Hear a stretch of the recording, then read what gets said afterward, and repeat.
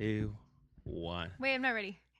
What do you mean you're not ready? Are you going to edit this? Yes. Okay. Now I'm leaving this part in for sure.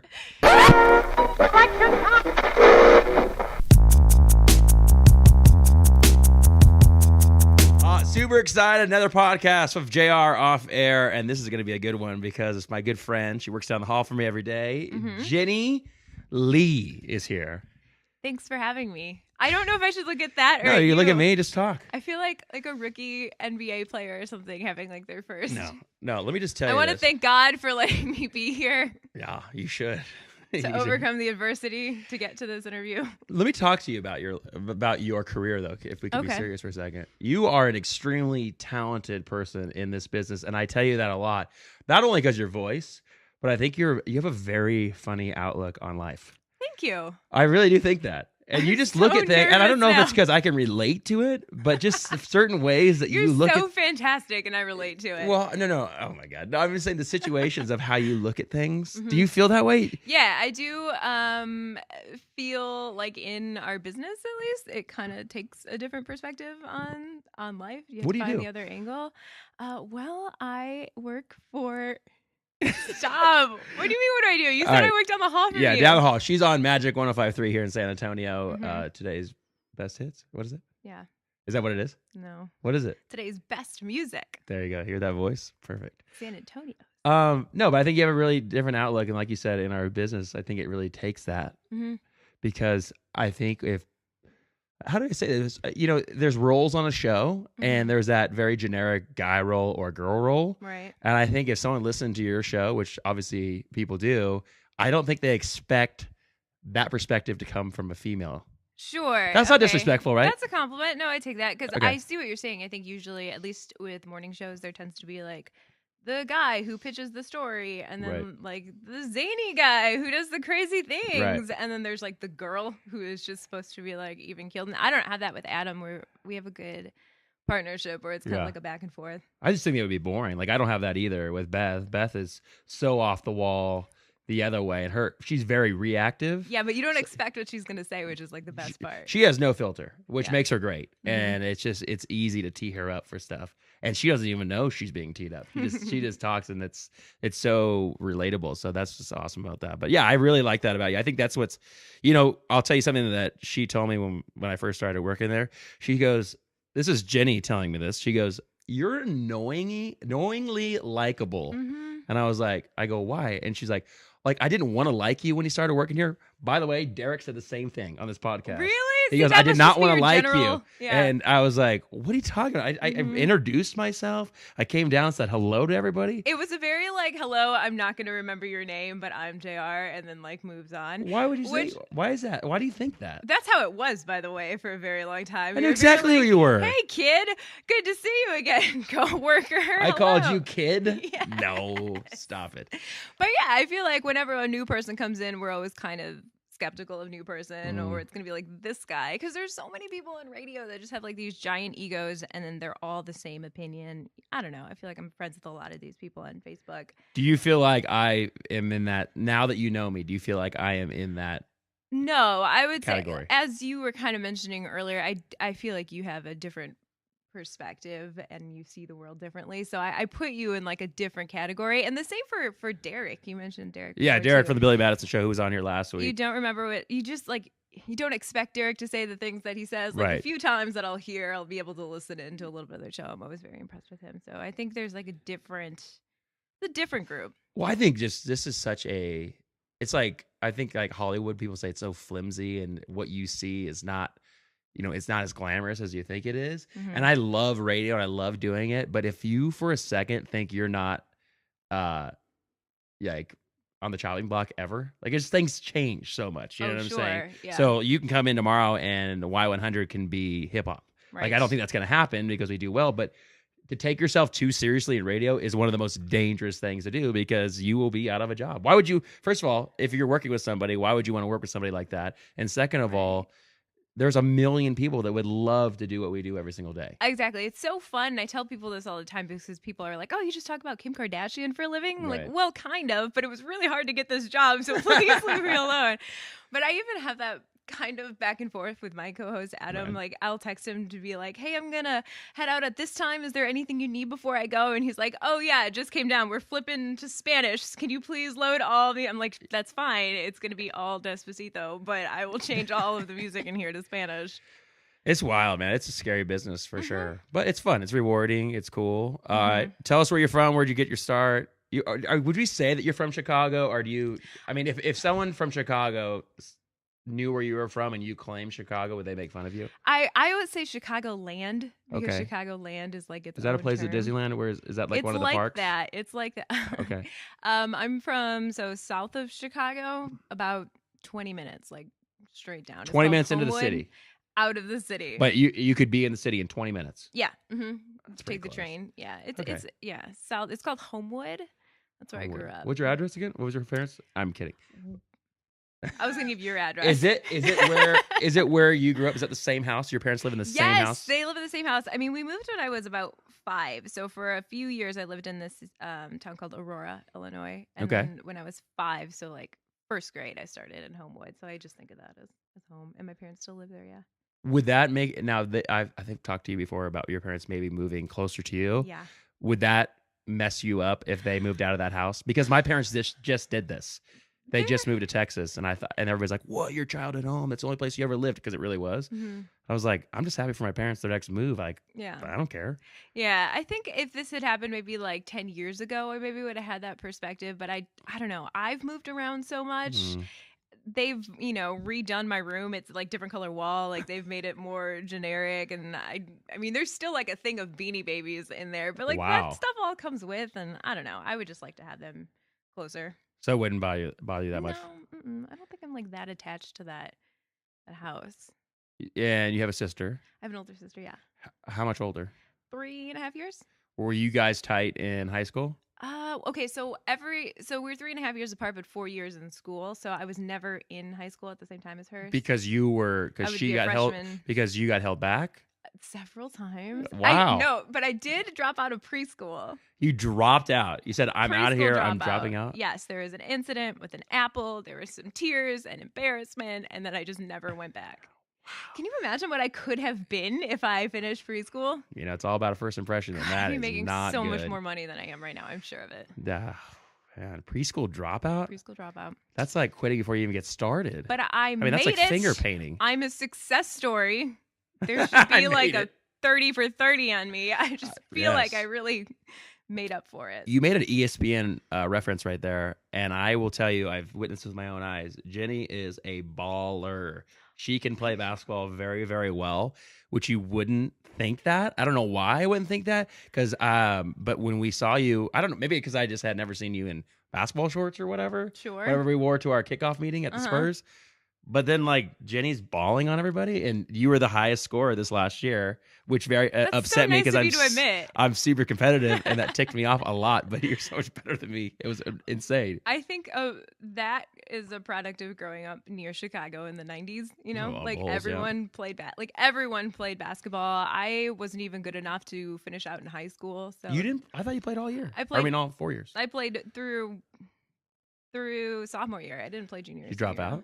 Yeah, I was okay. So I also did jazz band, and I also did speech team, and I was just kind of all over the place. Yeah. Mm-hmm. What instrument? Saxophone.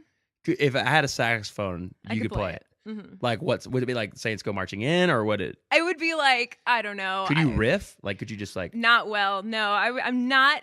I would say that I'm not great at anything, but I was pretty good at a lot of things like through high school. But yeah, I remember things like I literally remember pieces from jazz band, or like when we were in marching band, we did like a dedication to Stevie Wonder, and I remember some of that. So wow, that's pretty good. Like Sir Duke. Yes. Da, da, da, yes. And then our part was a If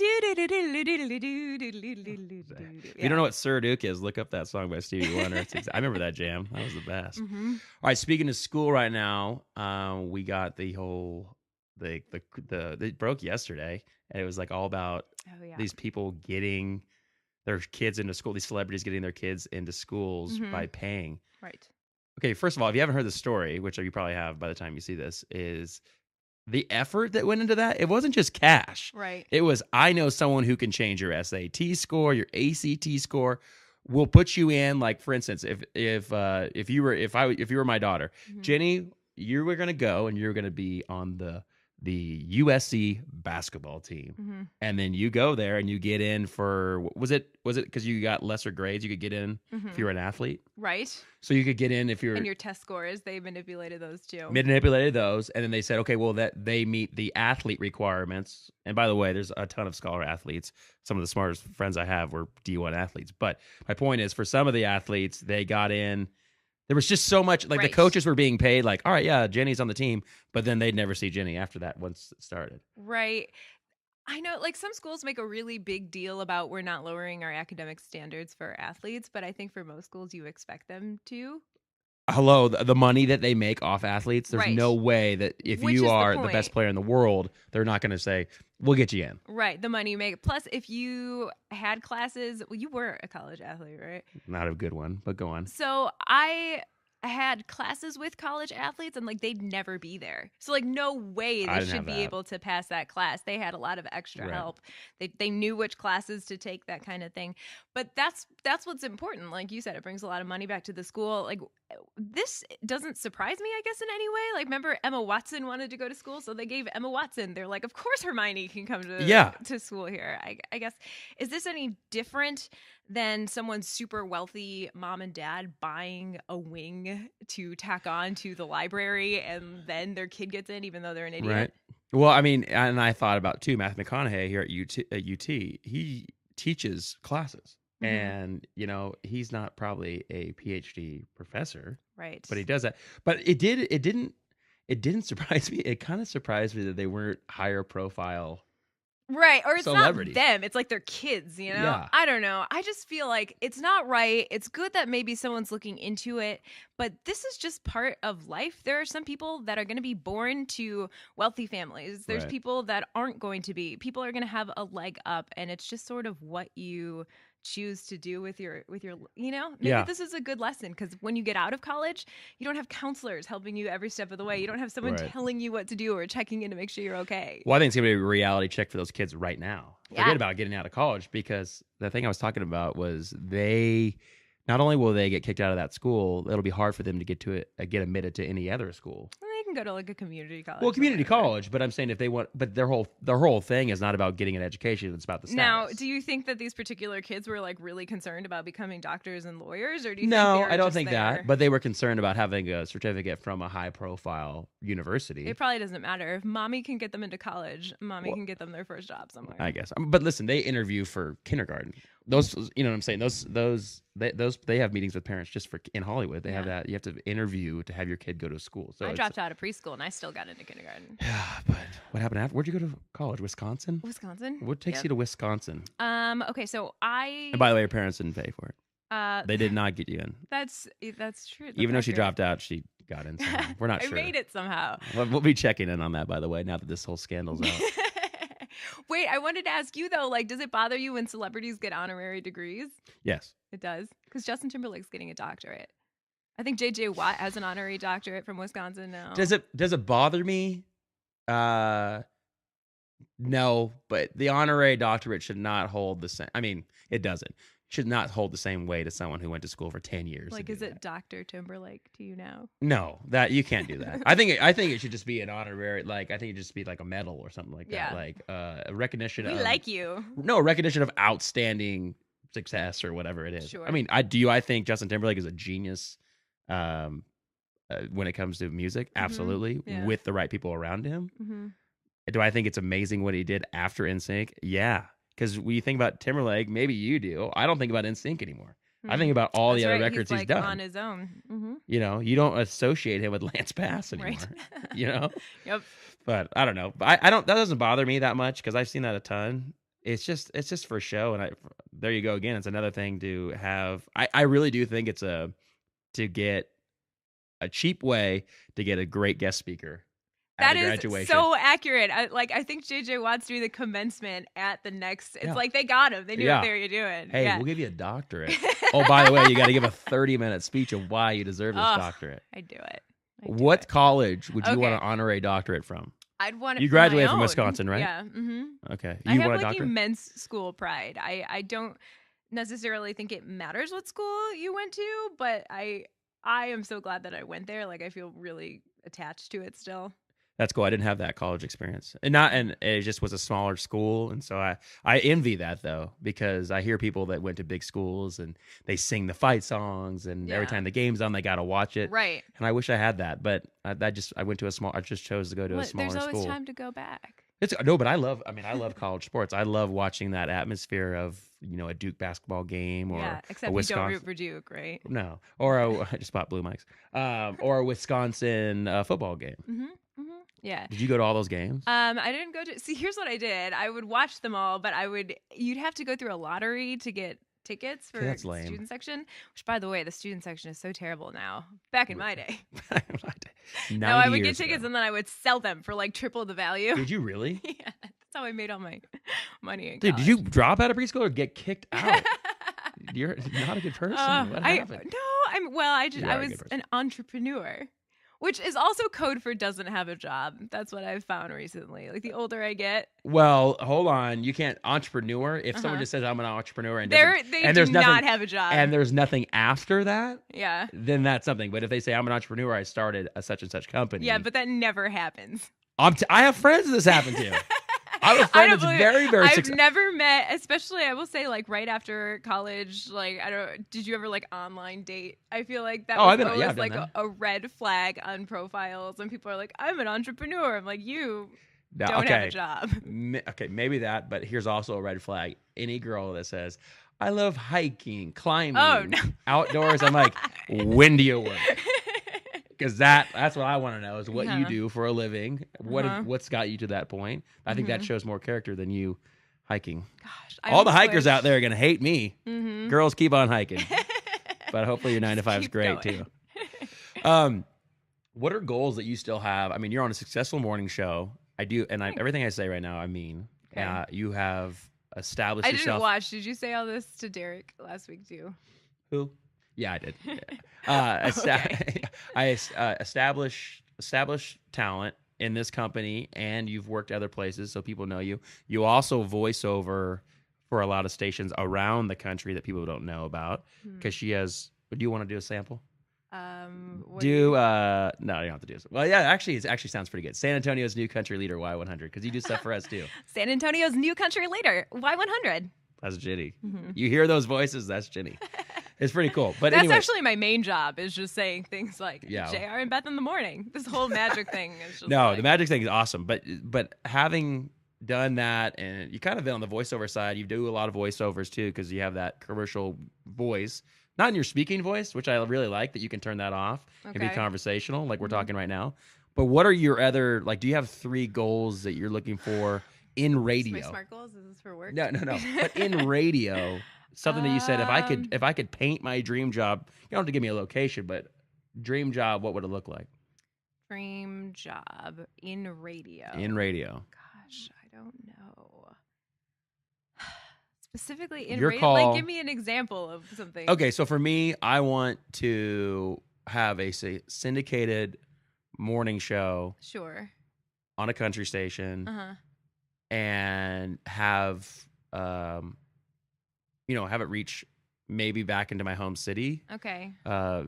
Which would be cool. And I think what else? And there's a lot of dynamics to that of who I'd want on there and what features I would want on there. So there's a lot of that. But I would like to be extremely wealthy, just like so you get your crazy kids in school? Rich. Mm-hmm. Yep. And Asian. I'm gonna be crazy rich Asian. Which, by the way, I went to go see that movie. Did I tell you this? I went to see it, and I was the only person in the theater. Wait, you're the only person.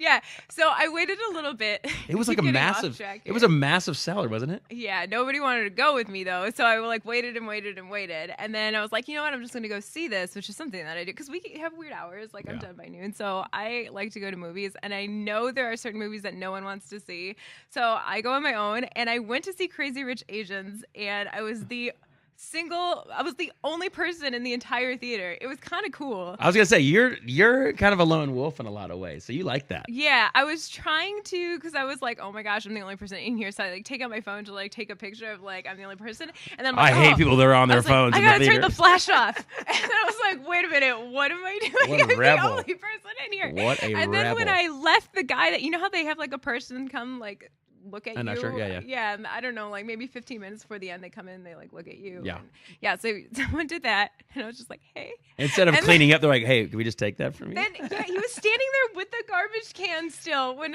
I left, like the rolling garbage can. And I was like, okay, thanks. And then he was like, it's a shame you have to go to movies by yourself. Oh my God, you felt bad for you? Yes. And I was like, no, man, I like it. Yeah, it's awesome. I actually because they'll believe that. I know you do. I actually do like doing that. I think sometimes, I don't know. It's a good decompression. Yeah. You know? I mean, I watch things by myself at home all the time, so I'm Right. not really sure what no one sees how much popcorn I eat that way. Oh, it's better. Well, okay, so paint your radio job. Okay, super wealthy. I'm from Chicagoland, so I would like something.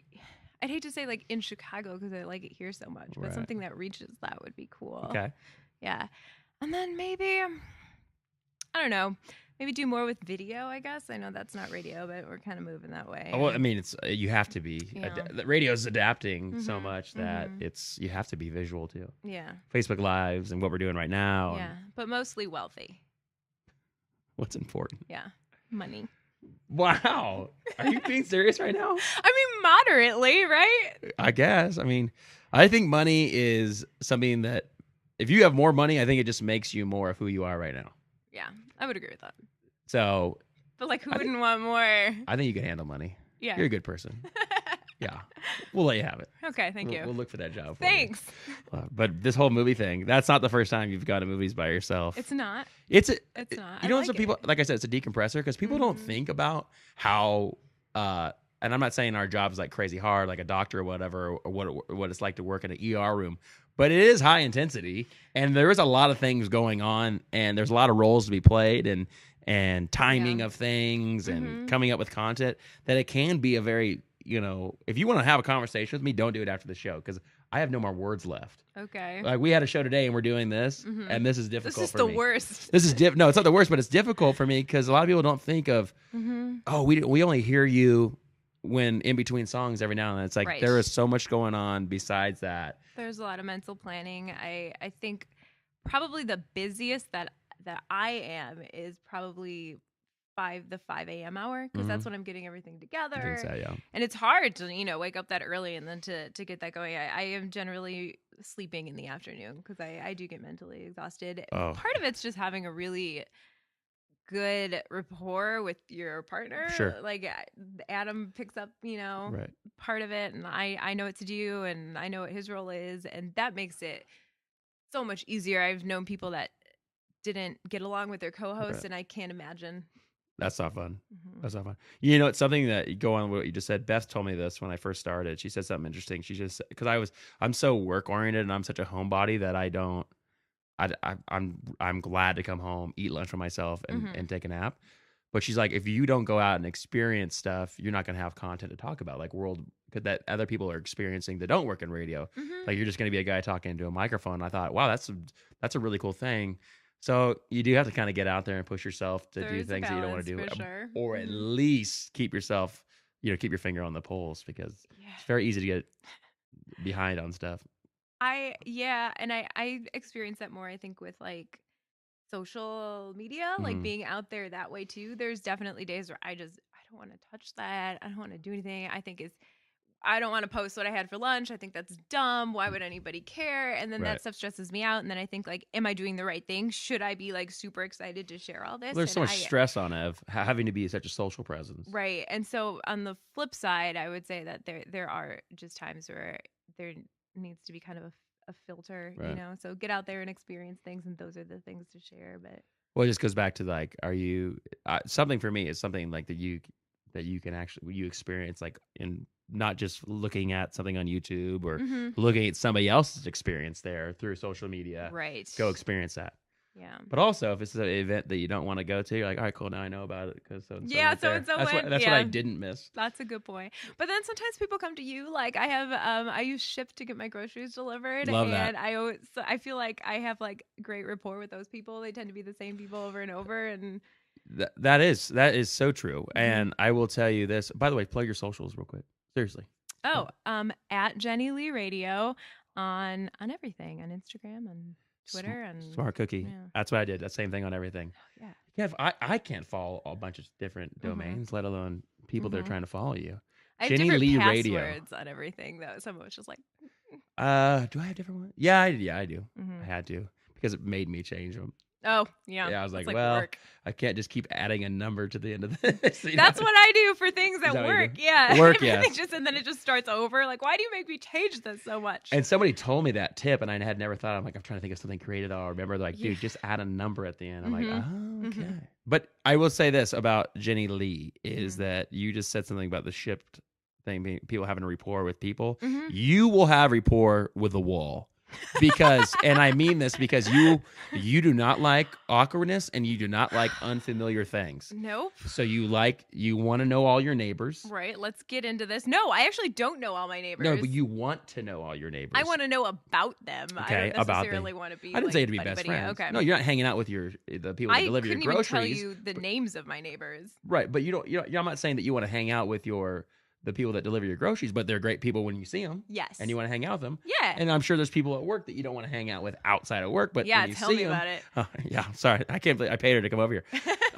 But it's one of those things where this is the best example, and I witnessed this, and this is when I kind of just knew that Jenny can't stand silence. Would you agree? Yeah. We're in an elevator, complete strangers there. There's nothing wrong with this. And instead of everybody looking at the elevators like doors, Jenny puts her back.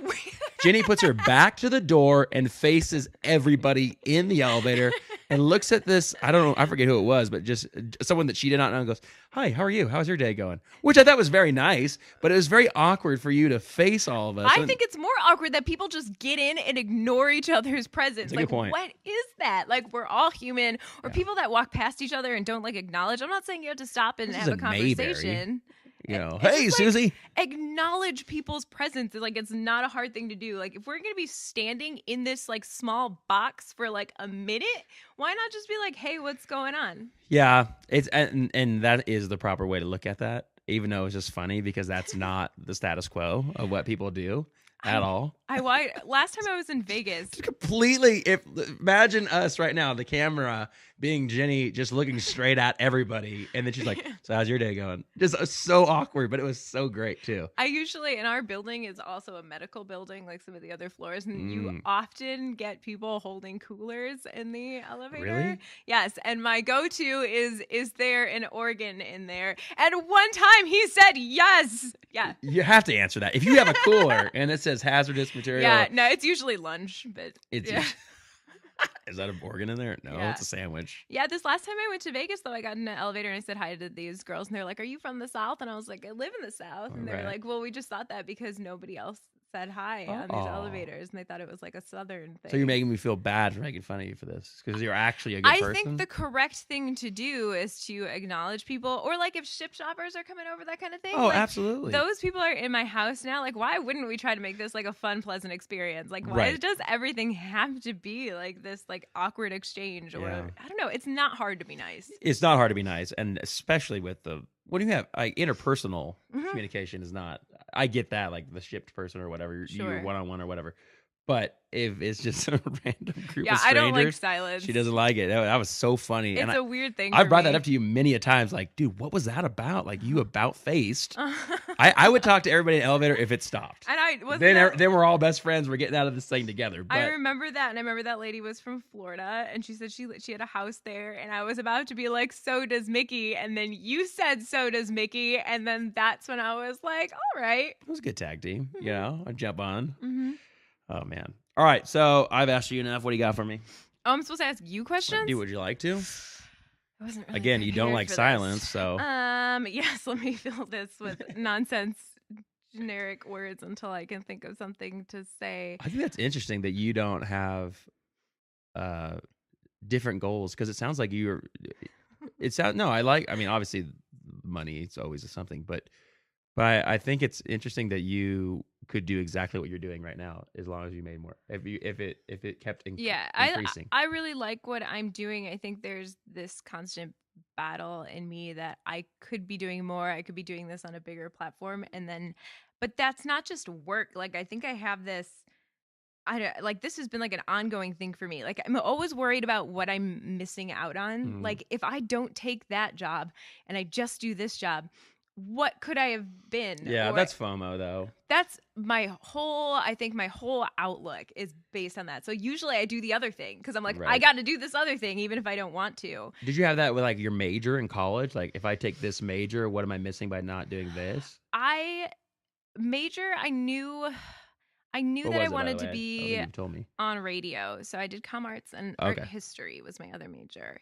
And I knew I was going to do art history, but I didn't actually like declare my major officially until like my final semester as a senior. And they're all like, what? Right. But I had done all the stuff. So no, it's not like that. It's more just like if I'm presented with an opportunity, like for a new job or like a new place to live, or then it's like, well, what if that's better? You know? But so you're wondering if the grass is greener. Right. And that kind of tortures you a little bit? Yes. And for the most part, it's actually worked out in my benefit. Like I'm here now because I didn't just stay where I was. I was the exact same way. And it worked out and I'm glad I did it. And it's like, well, would I do that again? And now it's based a little bit more on, it is based on money and it's based on having a home and it's based on having a lifestyle and it's based on planning, where I think maybe 5 years ago I would have done like literally anything anyone pitched at me. I'm like, yeah, I'll be there, you know? And now I think there's more thought. So yeah, I think I've just sort of wisened up, and you can say what you will about people who want to have money, but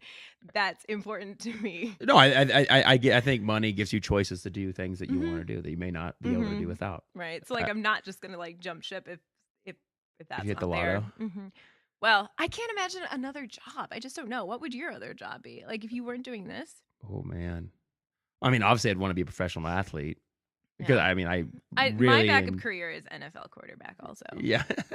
I don't want to do that. I would love to play baseball professionally. That would be like, but that's not going to happen. I'm not that good. So if I had like a job that I would really want to do, I would want to go back into acting. Okay. I really enjoyed that. I really enjoyed being on set. And it's something that I was going through when I was going to LA and all that. It was one of the worst times I've ever had anxiety. And I've told you a little bit about my anxiety, but I would get it when I didn't feel control of the situation. For instance, when I'm on a plane, I'm not worried about the plane crashing. I don't like being confined in the fact that says, if I want to get off this plane right now, I can't do it. That gives me anxiety. Okay, I get that. So the other thing is too, like if someone else is, it goes back to, it used to be even worse, but like if someone else is driving the car, that bothers me. That bothers me too. When I go anywhere with friends, I'm driving. Right. And it's not like I don't trust anybody driving or anything like that. It's just that anxiety of if I need to pull off the road because I don't feel well or whatever. It's just, it kind of, I had a mental, my mental anxiety sparks a physical reaction always. And then it's like it's not just in your head anymore. Now you really are feeling nauseous or you're really, whatever. So with that being said, the acting thing was the one, and I had the horrible anxiety. The one time I felt at ease was when I was on stage or performing or on the radio. And I think two ways is one, I was in control, but also two, I think this is kind of deep, but pretending to be someone else. Yeah, that's your escape.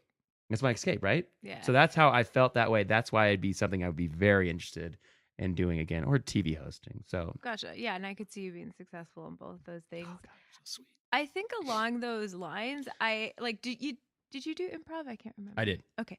So I feel like did you do Second City out of Chicago? No. Oh, no. You could take classes. You don't have to be on the traveling team. No, I did improv when I was in Wisconsin. Oh, yeah. It's huge up there. Yeah. I'm just kidding. So it actually is. There's several improv but nationally known. Like they're feeding talent into Saturday Night Live. No, I wouldn't say that. So okay. So I think when we're kids, we use parts of our brain, and I'm just making this up. I don't know. But like things. This is from her honorary doctorate. She got. Okay, go on. that we just don't use anymore. Like there's no need for imagination anymore. And like we don't exercise those parts of our mind. And I've thought this for the first time when I started doing improv. It felt like how I would feel when I was playing, you know, right, with friends and imagination. And it was just so weird that I think some people will never ever understand that. But there's also just this mindset where like you could literally do or say anything. You're past that with all these people, and you can literally just get into these weird imaginative parts of your mind. And I think that you're saying you can't do this. You can. Well, I don't do that in life. Don't. A day to day. Oh, like okay. there's all these parts of like our how do you brain say we don't that use. though? Because you are working a creative business, so you're constantly creating that something. Kind of touches this, which is why I think like improv feeds into that, or like you have to be on your toes with the caller, that kind of thing.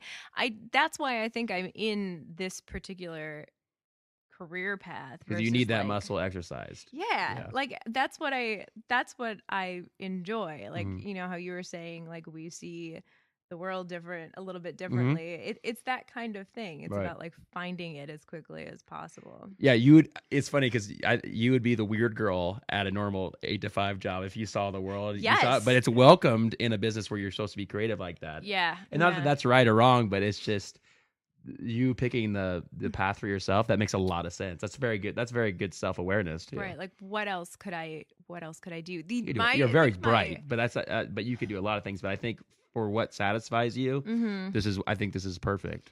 I think I don't even know if backups, like my other dream job would be a television sitcom writer. Like I would love to just be like in a room with like other people who haven't showered and like coming up with like off the wall things and just like they're just in there for a week, just trying to pound out another episode. Something about that sounds like really fun, or just like how do they come up with these plot lines, you know? I like that a lot, actually. That's I could see you doing that for sure. Yeah, I feel like that's an even more difficult job to get though than the one that I have. Well, you talk about improv. Well, by the way, when I get my huge national show, you can write for my show. Okay. Cool. Yeah, it's going to be a huge comedy show. Great. No, but I'm going to get you in some crazy situations. Yeah, indeed. I was just going to ask you something. Gosh dang it, I just forgot what I was going to say. Was it about improv? Oh, yes. It was about improv. And I did the improv, like the long form improv and all that, where it's kind of like, whose line is it anyway? Mm-hmm. Do you have, and I know you've been asked before, do you have the itch to do stand-up? I really, really do want to, but I'm really super nervous about that. And I've had people, so I've had other people ask me this before, and other people who are stand-up comedians and like actually do this. And what I'm so afraid of is I've had friends who I've gone to their stand-up shows, and I just don't feel like we should be friends anymore because like I didn't think it was funny, and like I thought they were so funny in regular life, and I just don't want that to happen to me. And I had someone tell me that you're supposed to, like, when you're starting off in stand-up, like, do this for a room that isn't, like, you don't know any of them. Like, right. Because I feel don't like you invite should anybody to place your friends so they can laugh really loud for right. you in case it doesn't work out. I've been in that spot where you're sitting there, and it's not that you sit there and you say, I could do better. Did you stand-up? I don't No. I'm encouraging you to do it because I need to do it. Like it's a bucket list thing, and it's actually something I put on my list for 2019. Really? Even just going to bomb would be, but I also don't want to sit here and say, oh, I could do that because I think it's so hard. Yeah, and I think it's amazing, and I don't know if I could do it for a living. Oh, there's no way I could do it. But it'd be cool to try to see like if your brain relates to anybody of how you observe something. Mm-hmm. Or like the people that stop down and kind of change their set just to react to I just think that's like the best thing. But do you find yourself hanging out when you hang? You said you mentioned hanging out with comedians. I have some friends that are comedians as well. Do you find yourself trying things out on them? Yeah. Oh they hate that. I do that. I do that in everyday life. I feel like I'm like, that was good. Maybe I'll remember that thought and use it later. Notes. That's what when I do like my like Jenny for your thoughts, I feel like that is safe stand up because it's all the stuff that I would want in a stand up routine, but there's no one. It doesn't matter if nobody thinks it's funny because I don't see them. Right. So. Yeah. I don't have to hear. You don't have no reaction. Right. That's kind of like what my job is too at radio. Maybe we need to give you Jenny Lee Radio. She puts it up there. We have to start commenting so she can just LOLs on there. I would someday. You should do it because here's the other thing that someone told me about it is you were talking about I had to go to a couple situations where it was very awkward, Mhm. and you're like, dude, I'm not saying I could do any better up there. Like I have all like all the respect in the world that you're up there, but you need to come down Yeah, because because that this makes is it worse just. for everyone now. And I'm not saying that there's people. Gosh, Mhm.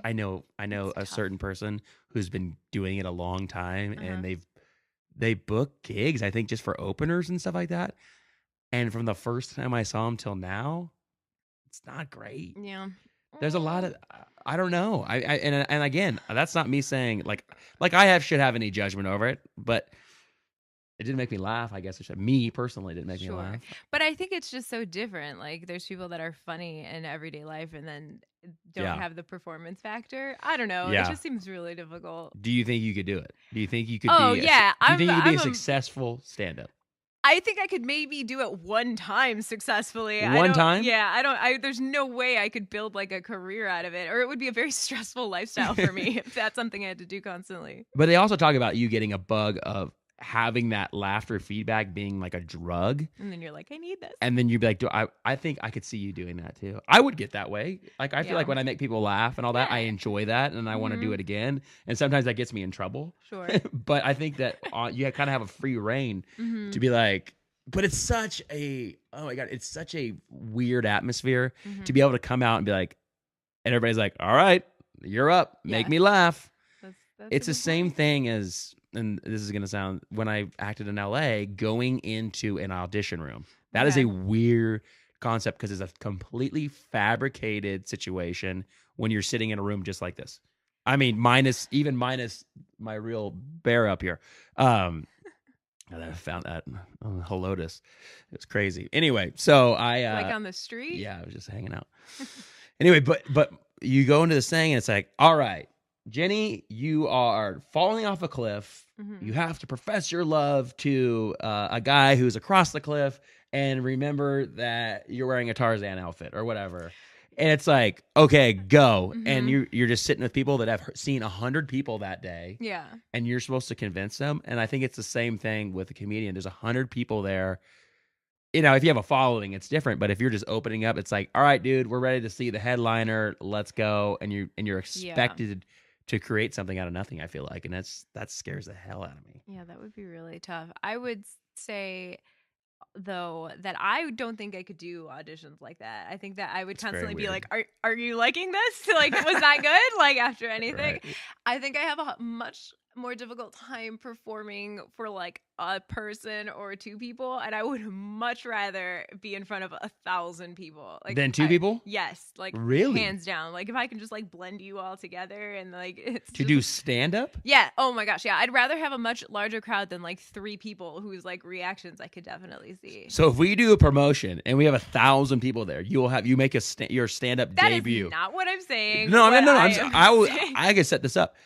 You could have you always make fun of me because I say I can set this up. I know, Dave, blah blah blah. no, come on, don't make me a name dropper. I've done it to help you. Anyway, no, like a debut, one-off, 1,000 people. Boom, we do this at the Majestic. I would need That's here in town. I would need to prepare. Yeah. I don't know. No, I'm not just That going to makes throw me you to so the nervous. wolves. Yeah. But But I would much rather do that than be like, hey, I have these 3 friends in town who are stand-up comedians and please perform for them. I'd be like, no, God. Please. Jenny, this is happening.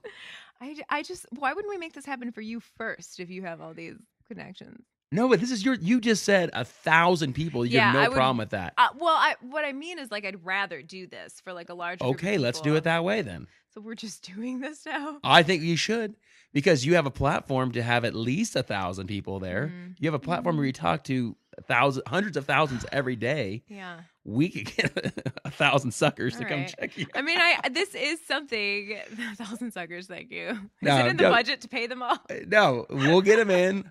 Why would you not make this a bit on your show? Jenny's bucket list. No, I would. This is something that I do definitely You got want to do to this. do. I just don't know how it'll work itself. I know exactly how it's going to work out. And you got to make this a thing like, hey, come check out. I feel a lot of peer pressure right now, and it's making me really uncomfortable. We don't have to talk about it anymore, but I think you should do it.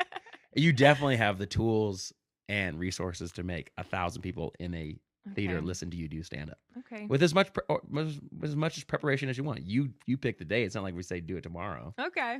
Do you think you could do that if someone threw you up tomorrow? Have you ever thought of like an opening line? No, I actually haven't. But I do feel like in situations where I had to do like last minute speeches, I can handle that. You're very good at that. I don't mind that stuff. I don't know that it's necessarily going to be funny all the way through, but it'll at least be a little bit.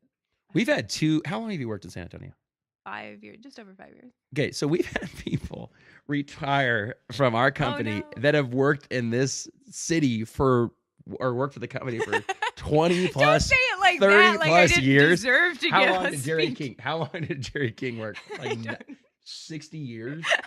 Like, honest to God, this guy's a legend. Anyway, my point is, there's I saw Jerry every day for like 5 years. That's something. I did too. There is no way that there's going to be a microphone passed around at any special event that Jenny's not going to give a toast at. Jenny feels obligated to give toasts at everything. I get so excited, and they're good. Don't get me wrong. She doesn't bomb. She's very good at this, and it's like, well, Jenny, where'd you think of that? And then they go, man, how long have you known each other? It's like 5 years. Yeah, everybody else in the building. We just met in the elevator. Exactly. I made him talk to me. Yeah. What is that? And you know what's really odd about that too is I will think about how I could have done better on the way home. You know what? I should have led with this. Yeah, or like, man, I could have tied that back around. Like literally no one else. Everyone's like, who is that? I think you're thinking like a comedian. Really? I'm telling you. I think we're going down the right road here. Yeah, maybe one day I can was make the a other lot one? less money. Yeah, you know, the other thing is, again, Jenny doesn't like awkwardness, but she likes to create awkwardness. She gave a gentleman who retired, who smoked probably 2 packs a day. She gave this gentleman a lighter. He can't be saved at this point. Let him have what he wants. Oh my God. He knows it. He made this life decision. He's not going to quit. That's for sure. He enjoys this. Yeah. So like, why not get him like a real cool, fancy way to do it? It was cool. I had it engraved. Oh yeah, it was real cool how you didn't know how to use it either. Oh, I didn't. I mean, I honestly didn't know how to use it. I got the wrong. Did you bring lighter fluid? I did because I was like, well, this doesn't have lighter fluid, and I should get some so he can use it right away. Right. So I can demo it so everybody knows that I got it for him. Well, no, I just thought he might want to use it. Right. Like, why would you give someone something they can't use? It's like giving someone something that's battery operated and no batteries. Like, and it's one of those that if you would have put lighter fluid in it, he would have blown up. Because that was not the kind of lighter. It was the wrong. Thank goodness for John Welch. Is he coming on this program at some point? You never know at this point. He was like, yeah, this isn't going to go in there. This is not how it works. Yeah. And he was like, this is dangerous. My God. I got you a lighter, Jerry. Why are they selling that lethal stuff at Walgreens? Well, yeah, because other things you can use it for, like a barbecue, maybe. Maybe. Oh, you think that's what it was? Yes. But it's such a small. Well, yeah. When you're at the beach and you start your bonfire. I wanted to do. I don't know. It was great though. It was a great speech. Mm-hmm. And then the other one is you had executives from our company in the room for our GM's retirement.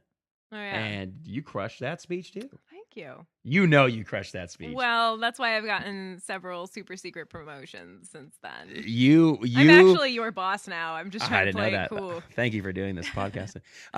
But I remember you turned to me and another guy who worked with you like, dude, I crushed that.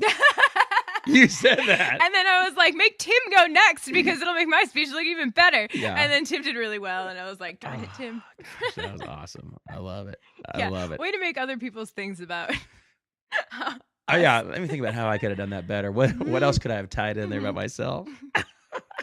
Hey, if they're good, they're good. What are you gonna do? Thank you. I love it.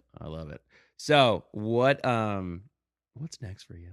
No, I'm just kidding. So when I was coming in here, I noticed, does your truck not fit in your garage? It doesn't fit in my garage anymore. Can you explain that to me? Why I would do that? Mm-hmm. Well, first of all, you park your car in your garage, and you've told me many a times that you've backed out and broken the mirror off. I did that one time, and that was and true. You've hit the drive. You've hit the thing too, right? You told me that. Mm-mm. I thought I parked next to you one time. You're like, yeah, see this? No, my mirror came off one time because I hit the side. When I bought my house, it was like it's a narrow one stall. But I maybe it's because I'm from up north. I feel like garages are super important, and you have a truck that doesn't fit in your garage, but did at one point. Oh yeah, it did. Here's the thing on that. Okay, one, I was first leasing the truck, so I wasn't doing anything to it. I was like, whatever. Then I bought the truck, and I said, you know what? I kind of want to customize this. The opportunity came for me to do it. I met this guy that works at a place, and he's like, hey, come out. I guess I can plug him, right? Yeah, sure. It's your thing. This is your thing. Yeah. Anyway, that's our fake sponsor. Anyway, no, 4-Wheel Parts. This guy reached out to me. He listens to the show, and he was like, hey, man, like if you ever wanted to do something. Which is a cool thing. Right, with your truck, like let me know, because I talk about Ram trucks a lot, and I really do drive a Ram truck, and I love it. So I said, do you think you could do this, this, and that? And he's like, yeah. So I budgeted it and said, this is what I'm going to do. Why wouldn't you have made it like 3 inches lower down so you could like utilize your garage? Okay, so it's all aesthetics. It was not. It has hailed every single year since I've lived in San Antonio. It didn't hail this year, did it? Did it? It hasn't started yet. Oh, okay. Well, man, I guess so. But yeah, I know. It's the same thing as living next to the beach. The salt water will eat your car if you don't. So it's really, it's important. Growing up, I remember if you live close to the beach, I used to cover my car at night when we were close to the beach because it would eat it. It's like the opposite, yeah. So it is what it is. I mean, one day maybe we'll have a taller garage. Wow, that's the direction you're gonna wait for, the taller garage? I'm not gonna drive that truck forever. It's cool. It's something to do. Okay, yeah. I mean, it's cool if you like the way I like the way it looks. Do the things you like. Buy the things you want to buy. I just why think do you it's hate interesting on that so much? that you could have made it like 2 inches shorter, and you could be using a garage. I know, but I have other things in the garage, so I do a lot of crafts out there. No, I'm just kidding. I saw the children when I walked in. By the way, are you the slowest driver ever? Because you asked me what the gate code was, and it took you about 20 minutes to get to my house, and it's a 0.5 mile drive. Has like 8 million speed bumps on it. Well, we're here for the children. We don't want anybody to get hurt. That's true. That's why it took me so long, because I'm not trying to like fly over the speed bumps. But you know what? I will tell you this. You are the opposite when it comes to vehicles. And we've talked about this in groups at work where you have said, I have a car that's paid for, and I will not upgrade this car. And I'm here to tell you, you need to. Because it is. I actually go back and forth with this a lot. Because you worry about safety. I'm sorry, I don't mean to cut you off. But you were very safety conscious. And I don't think you're in a safe car. My car is safe. There's like 80,000 miles on it. That's not that bad. What year is it? 2010. That's pretty good. Yeah, it's not. There's nothing wrong with it. It was really nice when I got it. So like the interior is really nice. Right. It is definitely old, and I do go back and forth. Like Morgan, who we work with, I've talked to her.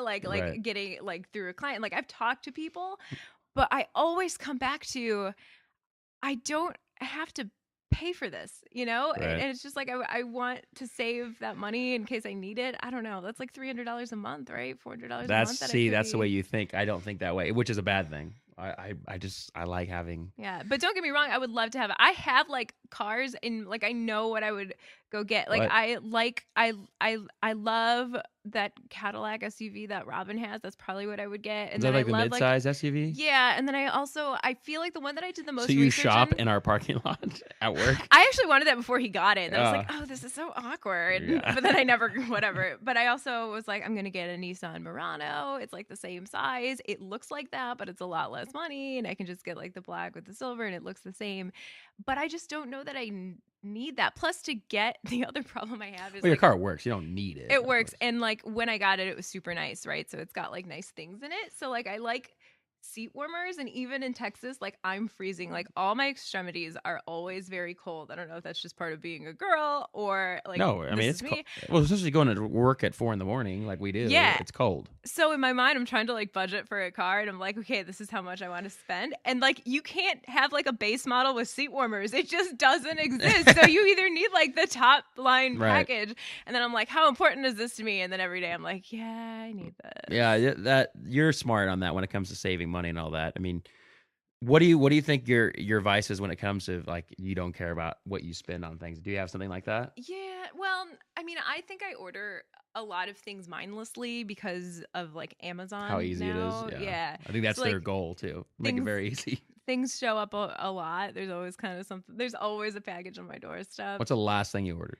Jeans. Jeans. Yeah. Oh, and I also ordered like this stuff to spray in your hair to cut your blow dry time in half. Is that the dry shampoo? No, that's like if you don't wash your hair. This is like after you shower and you don't want to spend like the rest of your life blow drying your hair. I'm like looking at your hair right now. I'm like, what? You just like spray it on there, so then like it takes you like half the time to dry your hair. It's hard being a girl. It is. It really is. It's hard being a woman. I support you though. But yeah, I like buying things and I like having money to buy things. I like going to Vegas. We do that. That is your thing, huh? You like to gamble. I like to gamble. That is. I knew you were something that you had that was a sin. Mm. I'm just kidding. No, tell me you're a slot girl though, right? I like slot machines and then You sports win. book because I like being able to have like a little bit of a chance that's not complete luck, and so like we'll go and bet on the games and then watch the games, and then it makes it more fun. Yeah. What is your tip to me on playing slots? You have to bet the max, or you'll never get return. Like you'll just lose. You won't make enough to make up for what you lost, so you have to bet the max. I feel like that's a good way to go broke fast too, right? Yeah, I mean, you need to have an amount of money in your mind, like this is already lost. So if I lose all of this on vacation, it's like spent money already, like going and knowing that. So then if you lose it, you lose it. And if you win, yay. But you're also someone that gets like free hotels and stuff, right? Yeah. Yes. Also, if you have a player's card and you always use it, and you don't even have to gamble that much, honestly. But I always stay at the same place. So they're constantly like. What's your spot, MGM? Venetian? Oh, the Venetian's super nice. Yeah, it's really pretty. The rooms really are awesome too. Mm-hmm. And you get free rooms? Yeah. What about the gondola rides? Is it gondola? I've never done that. See, that to me is one of those things that'll make me feel really awkward. Like everyone's looking at you. You're basically on a boat in a pool. You're staring at whoever you're with, and there's a guy singing. And like, are you supposed to acknowledge this guy? Like that just seems like the worst. But I'll give you the best story ever because I did this. A girl I was dating back in college. Was it college? Or right after, whatever. But I was dating this girl, and she got it as a Valentine's Day package, and we were gonna go to Vegas. We had to be around 21 because I think that was like our first time being able to go out in Vegas and stuff like that. So anyway, we go there, and the guy, we do the whole thing, and we do the ride and all that stuff, and he's singing in Italian, which I'm not going to try to do. And I just feel like I can't like see the story unless you. No, you'll see the story at the end here. Okay. So it's cool, but like you said, there's shops right there. Yeah. You're walking. You're in a mall, basically. You're in a mall, and it's, the ceiling's painted as like a sky, and there's little fake very store. Harry Potter. Very Harry Potter, very Disneyland. It's all fabricated, right? But it's cool, and you're inside and whatever. So, and he's singing, and I can't do it, when the moon hits the sky, it's so beautiful, in this big voice. And then he comes back to drop us off, and he drops us off, and there's another guy that says like, "Hey Tim," he goes, "Hey man, what's going on? How are you?" Oh. He goes, "I'm working 2 shifts." Complete fake accent the entire time. Blew his cover. Oh, I thought he was gonna fall or something. No, didn't care. Did not about customer service or like what you appear. Yeah, man, these are people's part-time jobs. Dude, this dude didn't care. He's like, "What's going on, man? Yeah, I'm working a split shift today." Like, he's trying to get through college. Wasn't this guy? He's like, "Madame, are you having a good time or whatever?" And I don't know. I think that's French. But anyway, but yeah. So it was so funny. It totally, not that the experience was like something amazing romantic, but it was just like. Well, this make it even more fake. It's hard to like get in the mindset of that. Yeah, that just seems like it would be too awkward. My parents used to take me to like dinner theater because there was a time where I wanted to be like a stage actress, right? So, and I always did like all these. Have you been in any plays? I mean, through school, but nothing beyond that.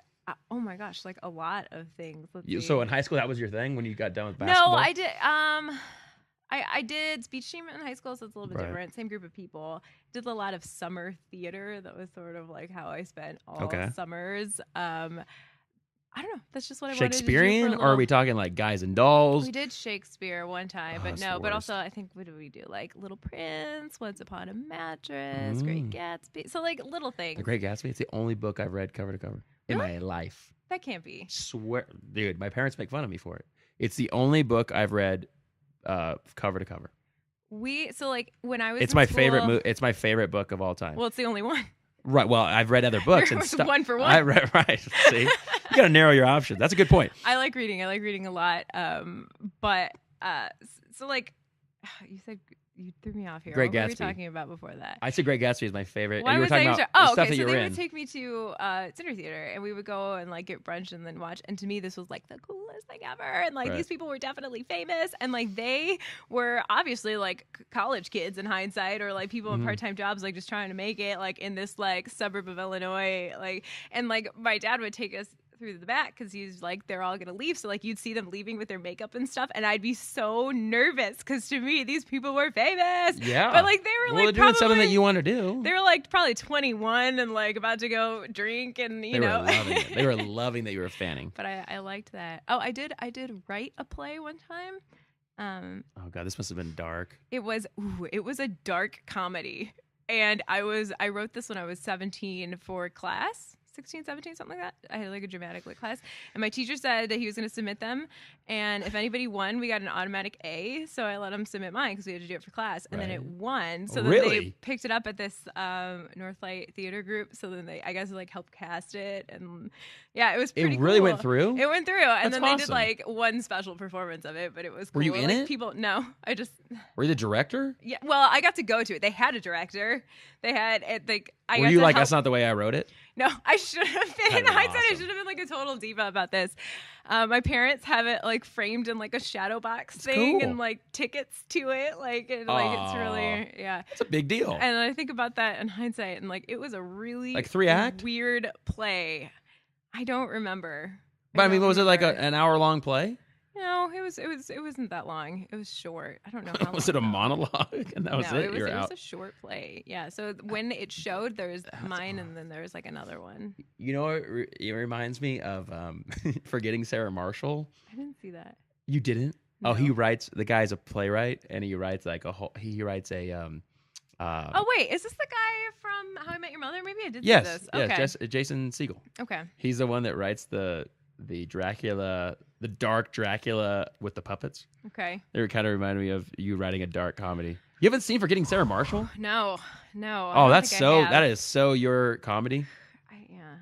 That is awkwardness to the max. Yeah. That movie, and you would like that. It's like a Ben Stiller movie. Okay. You know how you're nervous the whole time? I hate Ben Stiller. Is that like a weird revelation? No, because I think he makes me very uncomfortable. That's why he's so good. Guy.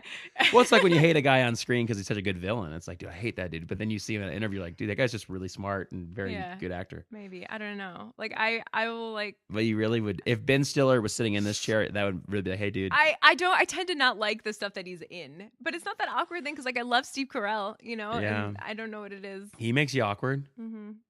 You see Heartbreak Kid? No. Your boy. Here's the thing. I actually don't see a lot of movies that other people go to see. We know. You go by yourself. You've admitted this before.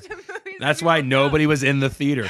But that's a weird one, though, because I think it's the time of day that you went. Yeah, time of day. Because that was a very popular movie, Crazy Rich Asians. It was late in the run, too. So it was like everyone already saw it. Did you see A Star is Born?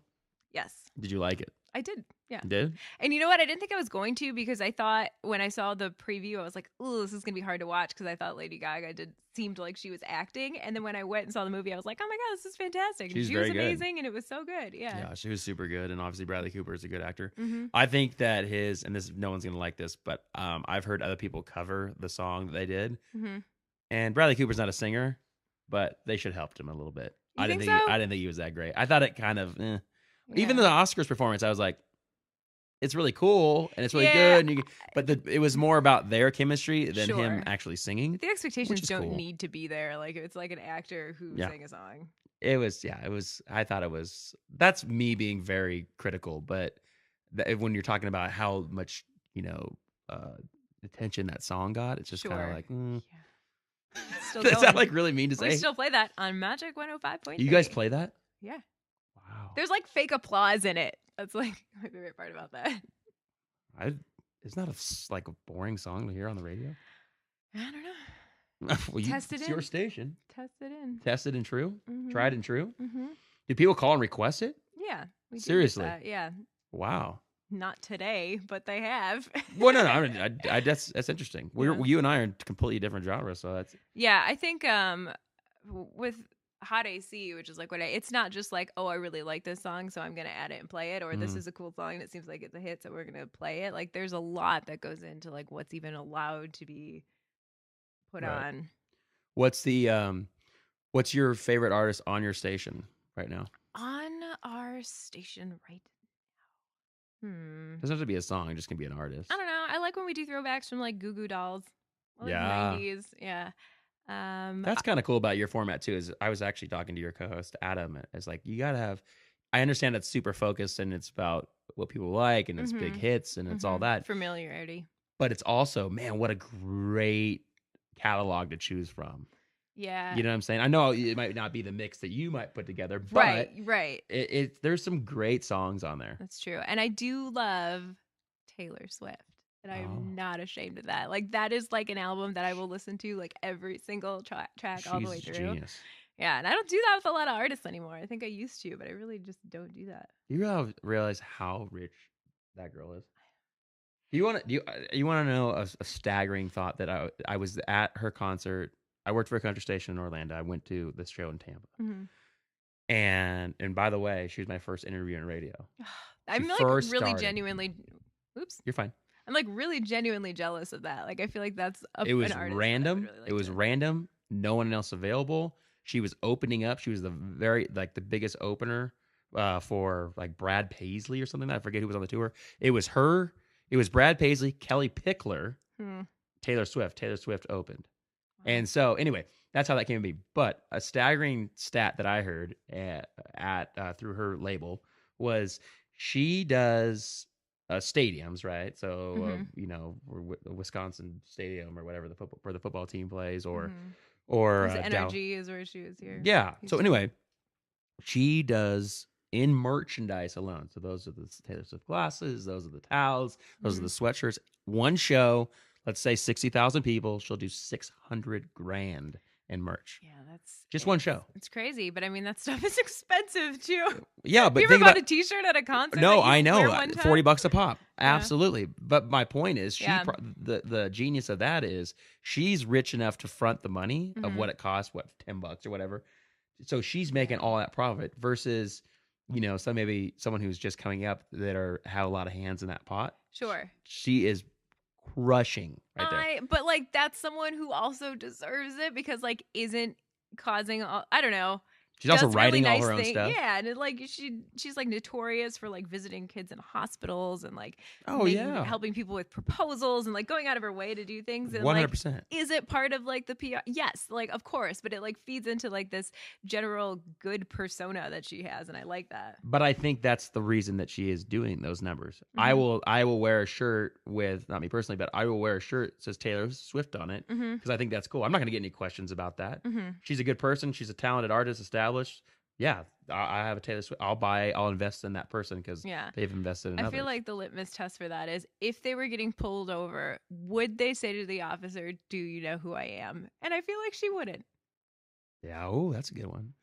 You've done that, right? Here in town? Do you know who I am? No, I would really like to. Oh, that's my other radio goal. I want to get recognized everywhere. Just by people pulling me over, though. It could happen. Actually, I had a woman walk up to me. It was at a concert. I want to warn you, but after this podcast, that could happen. Oh, because so just be careful. Just really... Yeah, this is huge reach. Huge. Wow. I did have a woman walk up to me at a concert and she was like, "Are you Jenny from Magic 105.3?" And I was like, "Yeah." And she's like, "I remember you because I saw a video where you rode roller coasters and threw up." I'm like, this is why I remember. Did that happen here in town? Yeah. It was fairly recently too. This was like last year. Wait, where was the roller coaster at? SeaWorld. We did 3 roller coasters back to back. Not like on camera or anything, but like it was roller coaster day or something. So we went from one to the other. And it started off like, this is awesome because I like roller coasters, but I think I'm old now. Like I can't handle it the same way. Oh, okay. So the second one, I'm like, it was probably just like a weird thing on that roller coaster. Like I love roller coasters. This is cool. And I did the second one. Then I was like, oh my God, I feel really sick. And then by the third one, it's like, well, you did the other 2. You have to do this one. And real quick, let me pause you. We do a lot of promotional stuff with music parks and all that. So they're like, hey, come out and try it so that we'll talk about it. Right. So when we go out there, it's like, hey, here you go. There's no lines. It's like, boom, boom, boom, ride these rides. So doing that, I think that would. Right to the front. That's a little different for sure. I was also really concerned that the GoPro that was attached was going to like break off and then I die because that's what would happen. Yeah, like if you were on a roller coaster and that's like ahead of you, wouldn't it? If like you. Yeah, but it's moving with you. I know, but what if it broke? If it broke, it would only gain this much speed. But I'm going this fast. I think you'd be okay. All right. I mean, if it hit you in the eye, it might be like. Yeah, you might have to go to. But yeah, at the end, I was like, "Yeah, that was super awesome, and I'll be right back." And then I ran. Wow, did you eat right before or anything? No, it was just like complete nauseousness. Yeah, wow, that was a wake up call for me. What was the wake up call? That I'm just Don't not ride roller young coasters anymore. I just really used to enjoy roller coasters, and I never did. Growing up, never did. I don't. It wasn't heights. Wasn't anything. I just didn't like that light head feeling. Okay. I got that. I liked the gut, like the G-force thing. Like that too. Did not like the light head feeling. I always got that after. It was like, and then the constraint. This goes back to like the control thing. Like just the constraint of. Oh sure, it comes down. It's not. Yeah, it's like that's not comfortable to be in. I could never be a fighter pilot. That's for sure. But don't you have the vision for it? Didn't you tell me this one time? Oh yeah. You just like worked that into conversation. These peepers. I'll tell you right now. I have based like my life plan around roller coasters because I feel like if I have children one day, there needs to be 2. And because otherwise you have to sit next to weird strangers who ride roller coasters alone. So if they always have a buddy, you never have to sit next to like anyone else. This is how you plan your life. But that's like a real life situation, you know? But then who do you sit next to? I'm not going on. I'm sending the kids. I'm old now. So it's like, take care of your sister. What if they're not tall enough without an adult? Have you thought about these things? No, we wait until the youngest one is ready to go. You must be this tall. Mm-hmm. All right. I like that. Mm-hmm. I don't know if that's going to determine how many kids I have. Even numbers. Even numbers? Even numbers. Did your parents tell you that? No. That's just yours. I just made this up with life wisdom. I love it. All right, check out Jenny, Jenny Lee Radio on Instagram. She's awesome. Really is a cool person. Thanks for being my friend, by the way. Yeah, awesome. And I know you wanted Billy Madison, but he was busy, and I'm like your 8th backup choice. But I'll take those compliments. Who's Billy Madison? We had the Starfish show already on, Derek. I'm just kidding. No, they're all good dudes. But no, catch her on if you live here in town, San Antonio, Magic 105.3, Adam and Jenny in the morning. You'll probably hear her voice somewhere in the world because she does voiceovers everywhere. Mm-hmm. What are you doing right now? You're doing a big one in Brazil, right? Yeah, Brazil. Mm-hmm. Where else? Norway? Alaska. Alaska. That's a big one, too. What's that client again? It's Alaskan fish and stuff. Alaskan fish and stuff. Yeah, I've heard of that company. That's interesting. Yeah. You can hear me in Tulsa, though. Like Alaska. Tulsa. It's kind of like Alaska. A lot of great, same fish company is there. Where else are you at? Tampa? No. Augusta. Augusta, Georgia. These are all great places. And these are huge markets for this podcast. Augusta, Georgia. We're huge. Augusta. We're huge in Augusta. All right. Before I let you go, we're going to do an improv scene. Okay. And you can set up, we'll add things to it, okay? All right. So I'll name a place, you name a situation, and our characters, and we'll do an improv scene. We'll play this out, okay? Okay. I will name the place of we're on a roller coaster. We're on a roller coaster. Or the roller coaster is about to take off. Okay, and you are applying for a job at my company, Alaskan Fish and Stuff. Okay. This is your interview. And the interview is on the roller coaster. All right, great. All right, here we go. Okay. And I'm seasoned. Do you want to start or you want me to start? I'll start. Okay. And action. First off, I'm going to need you to maintain sus manos en el coche por todo el tiempo. Okay, so keep arms and hands inside at all times. Okay, what makes you feel like you're going to right there, I feel like I'm doing well. I'm breaking character. Sorry, go. What makes you think you're going to be a good fit for Alaskan Fish and Stuff? Well, first of all, I love fish. And I'm a connoisseur when it comes to fish. And the other thing is I've seen a lot of the people, I've talked to some of the people that work with you and seen, kind of did some investigating on my own and just saw like how hard people work. And I respect that so much that I want to be around people like that. Okay. I feel like I'm the only person on the roller coaster here. Well, I'm here. Okay. Anyway, I'm a little more laid back on these things. Do you ride these a lot? Do I ride roller coasters a lot? Right. Yeah, I like to conduct all business on roller coasters. I really? feel like it gives you like a real feel for people's like actual emotions. Well, yeah, you can't really hide emotions on this. What But would it you is say hard is to your- keep eye contact, though. That is hard. And I usually like to do that. Photo. Wow. Yeah, well, hopefully we can keep that. If I get the job, we can put that on your desk or something. Yeah, or if it's too expensive, just snap a photo with your phone. Love the way you work. That's Mhm. cost efficient right there. It is, and we're trying to cut back. Yeah, really? How can you help us cut back costs? I'm thinking just do tails. Just Alaskan Fishing Company. Just do tails. Just focus on the tails. And it may be a little more crunchy than usual, but I go tails all the day. That's my personal goal. I'm not telling you how to run your business. Sure. But that would be my I like tip. this. We can donate the heads to the homeless. Can we? Yes. Is that big with the homeless? I think so. I mean, we can donate food. Oh, we can always donate food, yeah. Fish heads. You do the whole body. I just want the tail. I like this. I feel like you are a good fit for Alaskan fish and stuff. You have already given us charitable work. You've cut costs. Thank you. So does this mean I got the job? You are hired. Yes, and scene. Hey, that wasn't bad. It felt like it was bad, Well, but I enjoyed it. leave a comment. All right, Jenny Lee Radio on all social media. She is on Magic 105.3. She is my friend. She's very talented. Jenny Lee, you're the best.